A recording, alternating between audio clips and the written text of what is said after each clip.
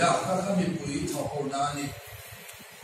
nimin pia de umoya khan Karnataka te Assam le mun na ka election observer local te ne kom ho na hun kan district election officer in Arwamana chuta ko chuan MPF Mizoram ko na chang local te chuan an ngai san thu te tilong dan le kan na tho dan te min so ta chuta kan chan na chu foina ko kan se lu lang sa ko no ta chuani an ni chuan Mizorama in kan na thiang lim le fel fai chat ta hom ni rampumatan model thingani a kan ron zil chiang do ani tia min so an ni a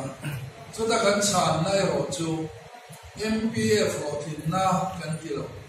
Mizomi puite ro thin na ani MPF chuan initiative chualang ye ya masala member list siam kan ni lawa MPF member te chu Mizomi puite yan ni maya chu kan lo thin na chan chu ni ti in kan changa voin khan ya chu kan ngai ko da alan ni ringa Mizoram People Forum bi kan pa member list siam kan ni lawa Portang sang to ngai Portang sang le ko kan sang te in som kho kan ya bangin kha mala ka khalo lo thinga tun kan ma loka MP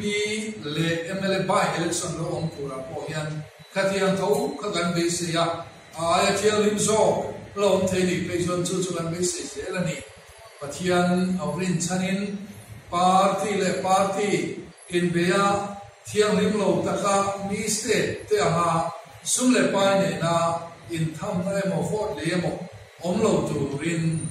kan ramma som na tak tu party chanem ngai na an nei om bok ma sila andu fek chu Mizoram ai wa India ram ro re na in sa ding tu ni kha ani a chu tia ta chon candidate po mit tak kan nei no ma chu ani lai chon mi pui ten ru thiang lim lo puwa any inducement anti sum le pai thorin na tel ha lo mu na man lo tu in MPF in kan sa ani